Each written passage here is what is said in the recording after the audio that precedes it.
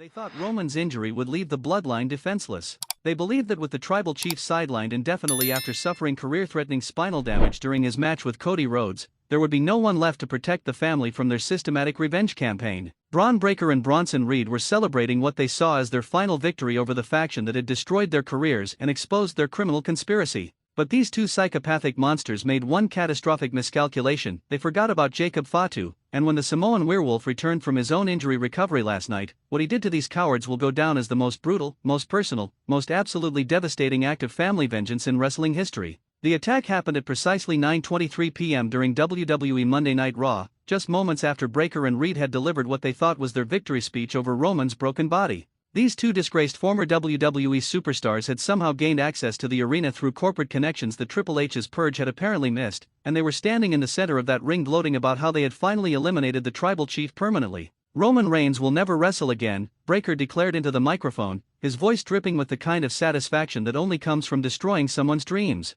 "His spinal cord is damaged, his career is finished, and the bloodline is dead. We won." But Breakker's celebration was interrupted by a sound that made every person in that arena and every viewer watching on television realize that justice was about to be served in the most brutal way possible. Jacob Fatu's music hit the speakers like thunder from heaven, and the crowd erupted in a way that hadn't been heard since Roman's own return at WrestlePalooza. The look on Breakker's face when he heard that music was pure terror, one ringside observer later recalled. All the arrogance, all the confidence, all the satisfaction at destroying Roman's career just evaporated when he realized that the tribal chief's most dangerous enforcer was about to walk through those curtains. But Jacob Fatu didn't just walk to that ring, he stalked like a predator who had been tracking his prey for months, waiting for the perfect moment to strike. His eyes were locked on the two men who had not only attacked his family but had now celebrated ending his cousin's career, and everyone in that building could see the barely controlled violence radiating from his massive frame. Jacob looked different, another witness observed with a mixture of awe and fear. Not just physically recovered from his own injuries, but mentally transformed into something more dangerous than we'd ever seen.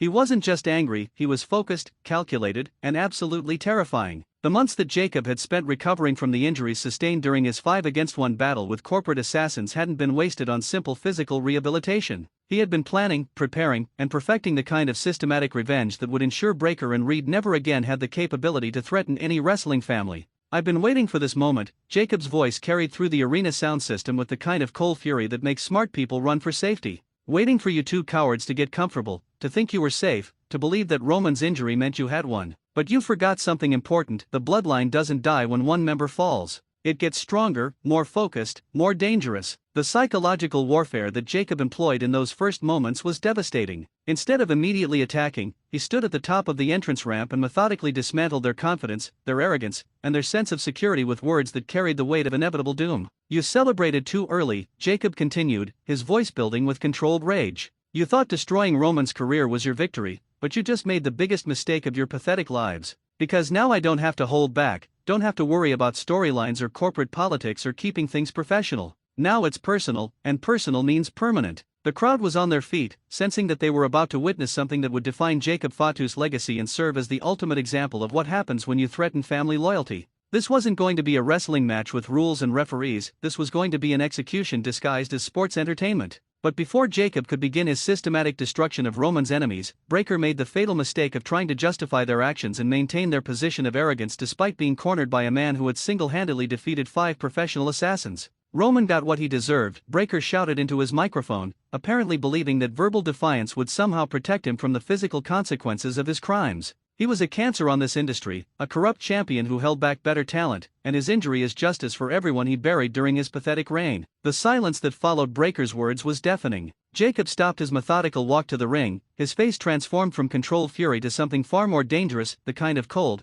calculating rage that precedes systematic violence. "You just signed your own death warrant." Jacob's voice was barely above a whisper, but it carried through that silent arena like a promise of destruction. "Calling my cousin's career-ending injury justice. Celebrating the fact that Roman may never walk normally again. You just gave me permission to do things to you that I was trying to avoid." Reed, apparently sensing that his partner had crossed a line that would result in catastrophic consequences, tried to de-escalate the situation through desperate backtracking and corporate name-dropping. "Jacob, wait," Reed's voice shook with obvious fear as he realized the magnitude of their predicament. "We have corporate backing for this. Triple H may have fired us, but other executives are protecting us. You attack us, and you'll be facing legal consequences that will destroy your own career." But Reed's attempt to hide behind corporate protection only fueled Jacob's rage further. The idea that these criminals thought they could threaten Roman's family and then claim immunity through corporate connections revealed a level of arrogance that demanded immediate correction. Corporate protection? Jacob's laughter was cold and merciless as he resumed his stalking approach to the ring. You think paperwork and executive memos are going to save you from what's coming? You attacked my pregnant wife, injured my elderly father, celebrated my cousin's career-ending injury,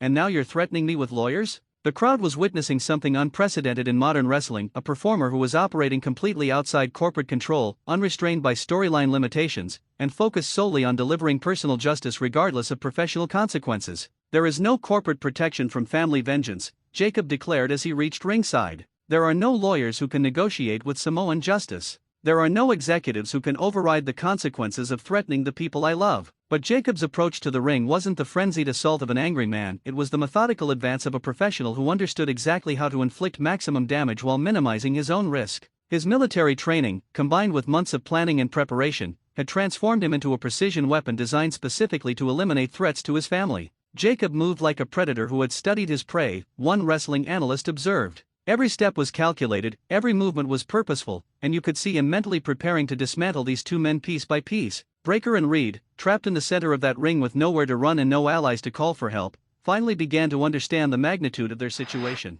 They had cornered a man whose family loyalty transcended corporate politics, legal consequences, and professional considerations. The reality hit them all at once, another observer noted. They were alone in that ring with someone who had already proven he could defeat 5 attackers simultaneously, someone who had spent months planning their destruction, someone who viewed their elimination as a sacred family duty. But Jacob's systematic approach to their destruction began with psychological warfare designed to break their spirits before he broke their bodies. Standing at ringside, he pulled out his cell phone and made a call that every person in that arena could hear through the wireless microphone system. Maria, Jacob's voice carried throughout the building as he spoke to his wife, I'm looking at the 2 men who attacked you while you were pregnant, who put our unborn child at risk, who made you afraid to leave our house. Do you have any messages you'd like me to deliver? The crowd erupted as they realized Jacob was involving his family in the psychological destruction of their attackers, transforming this from simple revenge into a comprehensive family statement about the consequences of threatening innocent people. Tell them, Maria's voice came through the arena speakers with steel-hard determination, that attacking a pregnant woman makes them the lowest form of coward,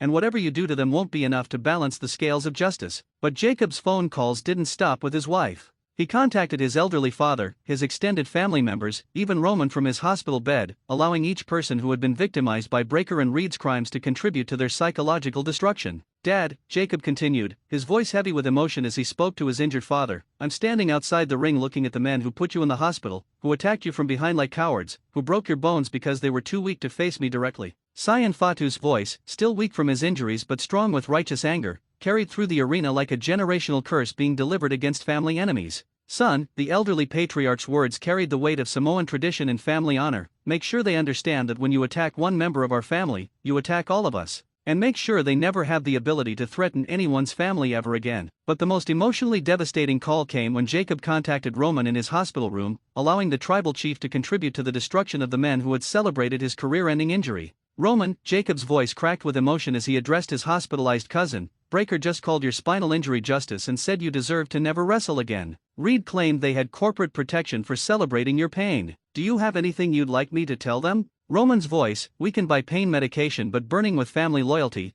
delivered words that transformed Jacob from angry cousin into instrument of family justice. Cousin, Roman's words carried the authority of the tribal chief despite his physical condition. You have my permission to do whatever is necessary to ensure these cowards never threaten our family again. No limits, no restraints, no mercy. Family first, always. The authorization that Roman provided elevated Jacob's planned assault from personal revenge to sanctioned family justice, giving him moral and cultural permission to cross any line necessary to eliminate threats to their bloodline. You heard him, Jacob addressed Breaker and Reed as he finally climbed into that ring. The tribal chief has spoken, the family has given their blessing, and now you're going to learn what happens when you celebrate injuring the people we love. But even as Jacob approached his trapped victims, he continued his psychological warfare by explaining exactly what he was going to do to them and why each injury would be specifically chosen to match their crimes against his family. Breaker, Jacob's voice carried the clinical detachment of a surgeon explaining a procedure. I'm going to start with your knees, the same body parts that gave out when you attacked my 74-year-old father. Then I'm moving to your hands, the weapons you used to assault my pregnant wife. Finally, I'm targeting your spine, the same injury you celebrated when Roman suffered it. The systematic nature of Jacob's planned assault revealed a level of preparation that went far beyond spontaneous violence. He had studied human anatomy, researched injury patterns, and planned specific targeting designed to ensure his victims would never again have the physical capability to threaten innocent people. Reed, Jacob continued his clinical assessment. Your punishment is going to focus on the ribs you broke on my father, the arms you used to grab my pregnant wife, and the vocal cords you just used to threaten me with corporate protection. When I'm finished, you'll understand that some threats have permanent consequences. But Jacob's most chilling promise concerned the long-term implications of what he was about to do to these men who had made the mistake of threatening his family while celebrating Roman's injury. Both of you are going to leave this ring tonight with injuries that will prevent you from ever wrestling again, ever training again, ever having the physical capability to threaten anyone's family again, Jacob declared with finality. This isn't just revenge, this is permanent solution to a family threat. The crowd was witnessing something unprecedented in modern wrestling, a performer who was operating with complete moral authority, family backing, and personal justification for crossing any line necessary to protect innocent people from criminal threats. Jacob wasn't just angry, one observer noted with awe. He was operating as an instrument of family justice, backed by generational authority and cultural tradition that gave him permission to do things that normal people couldn't justify. But Jacob's assault on Breaker and Reed began with something that shocked everyone in attendance. He removed his protective wrestling gear and threw it outside the ring, signaling that what was about to happen transcended sports entertainment. This isn't wrestling, Jacob announced as he stripped down to street clothes. This isn't entertainment, this isn't storyline development. This is family justice being delivered by someone who will not be restrained by professional considerations or corporate policies. The symbolic removal of his wrestling gear transformed Jacob from professional performer into private citizen delivering personal justice, operating outside the normal rules and restrictions that govern sports entertainment. You wanted to make this personal when you attacked my family, Jacob continued as he advanced on his trapped victims. You wanted to make this permanent when you celebrated Roman's career-ending injury. Now you get to learn what personal and permanent really mean. What followed was 3 minutes of the most systematic, most brutal, most personally motivated violence ever captured on live television. Jacob Fatu, fueled by months of family loyalty and armed with military training, systematically dismantled 2 men who had made the fatal mistake of threatening the people he loved most. The sound of Breaker's knee giving out was like a gunshot, one ringside observer recalled with a mixture of awe and horror. Jacob had targeted it with surgical precision, destroying the joint that had carried Breaker during his assault on Jacob's elderly father. But Jacob's assault wasn't random violence or emotional outburst, it was calculated warfare designed to ensure that his victims would never again have the physical capability to threaten any wrestling family. Every strike Jacob delivered was specifically chosen to cause permanent damage, another witness observed. He wasn't just beating them up, he was surgically eliminating their ability to ever wrestle, ever train, ever be physically capable of hurting innocent people. Reed's screams echoed through the arena as Jacob systematically destroyed the ribs that had been used to assault his pregnant wife, targeting each bone with the kind of precision that suggested extensive anatomical study and preparation. Jacob had obviously spent months learning exactly how to cause the maximum amount of permanent damage with the minimum amount of effort, a medical professional in attendance noted. His targeting was too precise to be spontaneous, this was the result of serious planning and preparation. But perhaps the most devastating aspect of Jacob's assault was the psychological component. He explained each injury as he inflicted it, ensuring that his victims understood the connection between their crimes and their punishment. This is for attacking my pregnant wife, Jacob's voice carried clearly through Reed's screams as he systematically destroyed the big man's ribcage. This is for putting my unborn child at risk. This is for making my family live in fear of cowards who attack innocent people. The educational component of Jacob's violence transformed it from simple revenge into moral instruction, teaching not just his immediate victims but anyone watching that family threats carry permanent consequences. Breaker tried to crawl away, another witness recalled, but Jacob wasn't finished with his lesson. He dragged him back to the center of the ring and continued explaining why each injury was specifically chosen to match the crimes committed. The systematic nature of Jacob's assault revealed a level of preparation that went beyond simple anger or spontaneous violence. He had spent months planning this educational experience, designing it to ensure maximum impact on both his immediate victims and anyone who might consider following their example. This is for celebrating Roman's spinal injury. Jacob's voice remained clinically calm as he targeted Breaker's spine with devastating precision. This is for calling his pain justice. This is for thinking that family loyalty has limits or that corporate protection can override family vengeance. But Jacob's assault was interrupted by the arrival of additional security personnel and medical staff who had been alerted by the severity of the injuries he was inflicting on his victims. The EMTs came running, one observer noted, but Jacob wasn't finished with his education. He held up one hand to stop them while he delivered his final message to the broken men at his feet. Standing over the motionless forms of Breaker and Reed, Jacob delivered words that would echo through the wrestling industry and serve as a warning to anyone who might consider threatening wrestling families in the future. Let this be a lesson to every coward who thinks they can attack innocent family members without consequences. Jacob's voice carried the authority of someone who had just proven his willingness to cross any line necessary to protect the people he loved. Corporate protection means nothing when you threaten family, Jacob continued, his words directed not just at his immediate victims but at anyone watching who might harbor similar intentions. Legal immunity means nothing when you celebrate career-ending injuries. Money means nothing when you target pregnant women and elderly men. But Jacob's most powerful statement concerned the permanent nature of the justice he had delivered and the message it sent to the entire wrestling industry about the consequences of crossing certain moral lines. Reed and Breakker will never wrestle again, Jacob declared with finality. Not because Triple H fired them, not because corporate sponsors abandoned them,